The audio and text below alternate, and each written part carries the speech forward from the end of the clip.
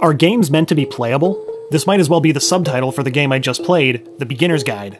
It's a game that came out a year ago developed by Davey Wreden, one of the guys who made the Stanley Parable. In short, the game discusses the early work of a game developer friend of Wreden's named Coda, as he provides you with a guided tour of this person's growth as a game designer. And you're probably thinking, well, that sounds kinda boring. But I assure you it's not. The description I just gave is just the only way I can describe the game without spoiling the entire experience for you. Ever since playing the game, I've been like stirring around and pacing because I have to talk about it to someone, and when I try to talk to my friends about it, they're like, how did you get into my house? So I'm just gonna throw words at the wall because I need to, even if I don't say anything particularly meaningful. Hell, some of what I say might even be contradictory, but I have no real central theme for this video, so whatever. If you haven't played this game yet, I strongly recommend playing through the entire thing before watching this video. It's an emotionally exhilarating experience that you can get through in just a couple of hours, and it's definitely worth your time. I know I put a warning at the beginning of this video, but if you've got this open in another tab or something, I strongly urge that you play this game blind, so consider this your official spoiler warning for the Beginner's Guide. Thank you. Also, I've been trying to figure out how to format this rambling, so I'm just going to be splitting this up into parts that may or may not have anything to do with each other so that I can just prattle on, but also maintain the illusion that this video has some semblance of cohesiveness to it.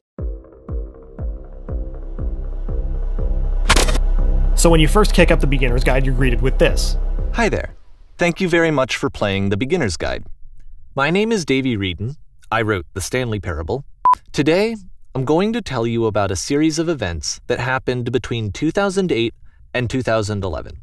And from here, you're shown various games that Davey's friend Coda made over the course of several years. Davey also tells you little anecdotes and stories about his relationship with Coda, but as you progress further down the timeline, you find that Coda's games seem to explore darker and more depressing themes, which Davey tells you are because at the time they were made, Coda was suffering a full depressive breakdown. As Coda's work appears to become self-destructive, Davey tells the player that he took it upon himself to try to get Coda out of his slump by showing Coda's work to other people. This makes Coda furious, and Coda sends Davey a final game in order to cut ties with him. Davey admits that his real reasons for selling the Beginner's Guide, the game, is to track down Coda and apologize to him, though somewhat unremorseful of his actions. Since finishing the game, I've been having trouble figuring out how to articulate my thoughts on it. Doing so much as talking about it seems wrong in a fundamental way, like it's a betrayal of trust between myself and the game developer. That is to say, the character of Coda, and not the real-life or fictional Davey Wreden. It's almost as if the game wants to avoid being talked about, and the game makes this so difficult to stay silent about because it's about so many things. Now, there is apparently some debate over just how true a story The Beginner's Guide is. For the purposes of this video, we're going to assume it's not a true story, but whether you believe that The Beginner's Guide is 100% a work of fiction, if you think it serves as an allegory to Davey's relationship with himself or someone else, or whether you consider Coda to be a real person, none of it really matters to understand the game's messages, as the story, at least to me, is just a conduit to communicate much more abstract discussions. So here we go.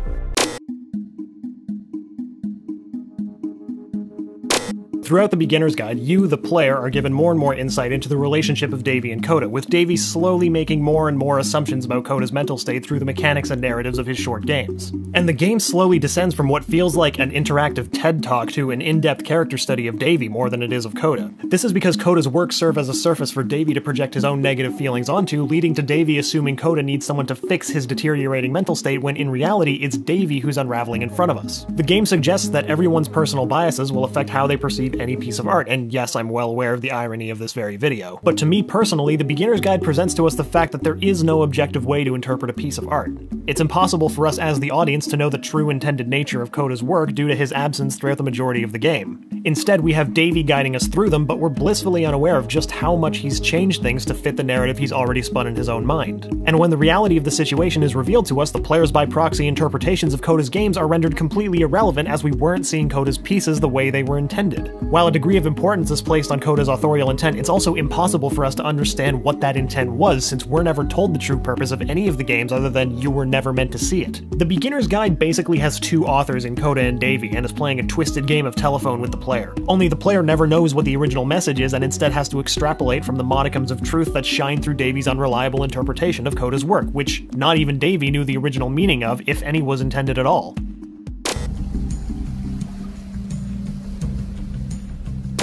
And here we have one of the biggest questions of the game that was only directly referenced very briefly, and yet it also maintains a constant presence throughout the entire game's runtime. In the Great and Lovely Descent chapter of the game, Davey tells you that he and Coda would frequently get into heated arguments over one specific question. This is something that he and I used to argue about a lot. You know, whether a game ought to actually be playable, whether it means anything if no one can get through it. Each of the two held very different ideas on this matter, with Davey believing the player should always be in full control of their actions, and Coda believing that there's worth in taking this player agency away by doing things like slowing their movement down to a crawl or making them wait in a prison cell for an hour before the door opens. And as you're playing through all of Coda's games, Davey makes changes for you to skip past these moments, which may have made the game more satisfying or introspective to the player, but now we'll never know since Davey robs players of that experience. In a way, this disagreement can be expanded upon, and pretty soon you have Davey and Coda taking opposite sides to questions like, who is art primarily for, and is it meant to be made for public consumption or is it meant to be self-serving? And while I'm not a professor in art theory or philosophy, I can tell you that the beginner's guide's answers to these questions is yes. The game doesn't showcase why Davey or Coda is right or wrong, it simply presents us the viewpoints of the two and lets the player come to their own conclusion. When it comes to Davey, he believes that games are an art that's meant to be shared with others, partly since they're such a time-consuming thing to make. They should have a sort of hand-holding connection to the player, they should always be playable, meaning should always be apparent, and the games should always be accessible. This is illustrated by the amount of changes Davey makes to Coda's games to provide the player with more context as they play through them. This is also demonstrated by Davey himself showing up to tell the player what he thinks the games mean in an attempt to further contextualize them. Going through the game again, I compiled a list of all the changes that we know for sure Davey made in Coda's games. In Escape from Whisper, he blinks the player through the maze, as well as shows the player Coda's intended design of the player dying, despite Davey having never spoken to Coda about this game explicitly. He speeds up the player, nonsense in every direction. He removes the walls to show the outer world in Ready Set Fish. He adds lampposts to most of the games to provide a sense of coherence. In some of the games, like items you love at members-only prices, the lampposts aren't needed at all. Davey just kinda shoehorns them in to help fit his agenda. They don't even serve as some sort of destination like Davey initially interpreted. In The Great and Lovely Descent, he skips the hour in the jail cell. He ends the house cleaning game. Originally, the house cleaning part looped forever. And in The Tower, basically everything. He blinks you through the maze, he shows you the 6-digit code, and he opens the door for you. Meanwhile, we can see how Coda views this whole issue by the anecdote Davey tells us in The Great and Lovely Descent. There was one time that after one of these conversations, he went home, and a day or two later, he sent me a zip file entitled Playable Games that was full of hundreds of individual games, each of which was just an empty box that you walked around in and nothing else. Coda believes that just because a game is playable, that doesn't necessarily mean it's engaging. While assuming anything about Coda goes against what we've already talked about, it's pretty clear that Coda makes these games more for himself than for anyone else. There's something intimate about all of Coda's games that feels like a breach of privacy just playing them. It feels like what Davey's done in packaging these is like if you took an unfinished draft of a novel that was never meant to be released and then filled in some blanks to make it more marketable. To Coda, there was no other intended audience than himself, which is something Davey just can't really wrap his mind around, as it kinda goes against what everyone's perception of a game is. The only game that we as the player can be certain that Coda made for anyone other than himself was The Tower, which was meant more as a test for Davey to see if he understands why Coda is upset with him. And Davey, by doing what he does and bypassing all of the impossible challenges of the game, fails this test astoundingly. Again, fully aware of how presumptuous it is to put words into Coda's mouth, The Tower seems like Coda telling Davey, these were never meant for you or anyone else. If the only way you can play this game is by modifying it, it was never meant for you. So to Coda, not only do games not necessarily need to be playable, but they don't necessarily need an audience either. He most likely makes games to serve only himself, but again, the beginner's guide doesn't say that this mindset is wrong. I mean, both Davey and Coda's mentalities are extremes of a much more complicated group of questions. But it's an interesting place to start when it comes to these kinds of philosophical subjects.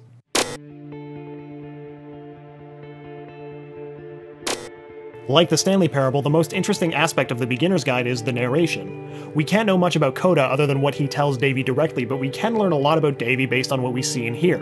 So let's take a bit of a closer look at the fictional Davey Reedon. At the beginning of the beginner's guide, Davey tells the players that he loves the idea of getting to know someone through their work. That way you don't have to do any of the unpleasant socializing that comes with being a human being. The game then goes on to show both Davey and the player that making assumptions about someone based on their art is total bullshit. Davey might not be entirely wrong with the idea that Coda uses his games to vent his creative difficulties, but Davey projects so much of his own negativity onto them that he creates a narrative that Coda hates himself and that he feels trapped and burnt out and alone. When in reality, this is just Davey unable to accept that this is how he feels about himself. By the end of the game, the player starts to either turn on Davey or at least see the true reasons for his actions. By this point, he's breached Coda's privacy spectacularly by showcasing his work to other people. Not only that, but he's been making drastic changes to Coda's games without his permission in order to either provide an illusion of cohesiveness or to reflect his own philosophies that the player should always be in control, which is basically the opposite of what Coda intended. So apart from changing and displaying Coda's work without permission, Davey has also been taking a sort of vicarious vicarious credit for Coda's games, since he's the one who brought them to people, and he's been telling these people that Coda has become depressed and self-destructive without that being necessarily true. And he did all of this not for Coda, but for himself, to give himself this good feeling that he was doing the right thing, whether or not he actually was.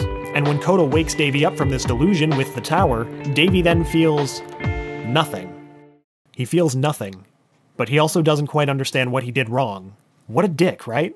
Except here's the thing, Davy makes some good points throughout the game, and at the end you can't help but feel at least a little bit sorry for him despite him doing pretty objectively terrible things. Davy, like most creative people, lives in a constant struggle between the desire to move forward and the desire to remain complacent with the work already done. Davy even mentions that he can't imagine a life where he isn't driven by external validation. If I knew that my life depended on finding something to be driven by other than validation, what would that even be? It's strange, but the thought of not being driven by external validation is unthinkable. Like, I actually cannot conceive of what that would be like. Coda, however, not only can, but does. None of Coda's games were meant for public consumption, yet he continued on just fine. This is something Davy just can't understand at all because of his philosophy.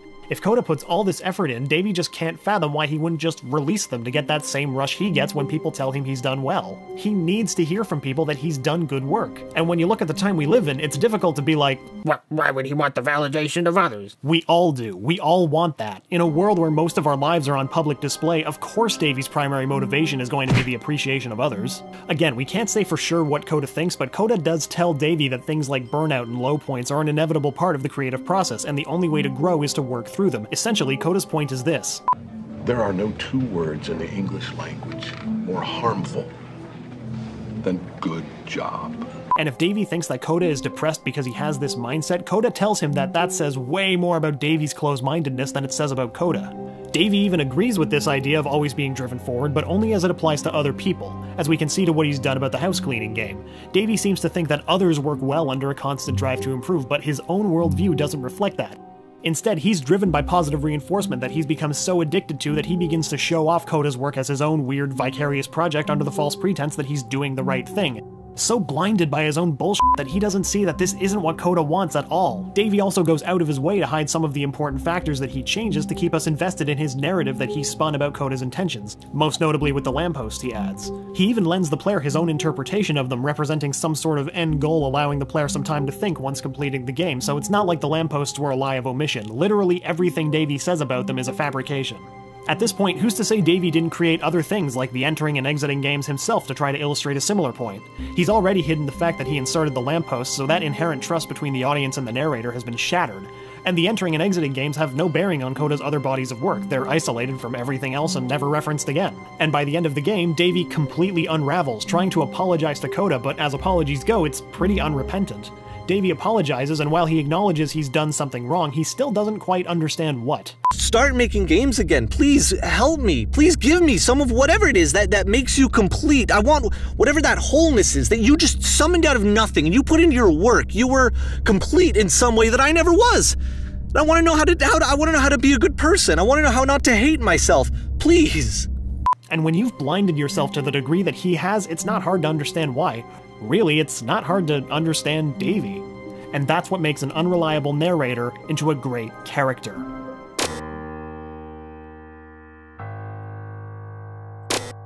So many people try to force meaning onto something when there might not have been any in the first place. The things Davy inserts have no inherent meaning to them, and at the end of the game, when the player is forced to reevaluate their whole experience, Davy's additions just come off as a desperate attempt to make the player believe in some form of cohesiveness within Coda's games, when in reality, sometimes a chair is just a chair, and sometimes a prison is just a prison. Coda was always sure to never tell Davy what his games mean, to Davy's frustration. Davy never learned what the 3 dots mean. The important thing to remember here is that with regards to Coda's games, I don't know what their meanings are, and neither do you. And in the age of the internet, when we can seem connected to so many people, even on this very site, The Beginner's Guide is a fantastic cautionary tale about the ability to separate the artist from the art. While you can appreciate the work that someone has done, it's another thing entirely to watch or read or play that work and make assumptions about that person's personal life. A sentiment that's perfectly captured in items you love at members-only prices. And just in case you thought we were wrapping up with the meta-storytelling, even how this story has been packaged and presented reinforces one of our main questions. Regardless of the story's content, the beginner's guide fits nicely into the unofficial niche genre of video games known as walking simulators, a type of game with a negative connotation due to the lack of direct input the player has on the game. And yet, the beginner's guide is one of the most intellectually stimulating, emotionally driven, intimate games I've ever played. And so we're back to one of our main questions. Are games meant to be playable?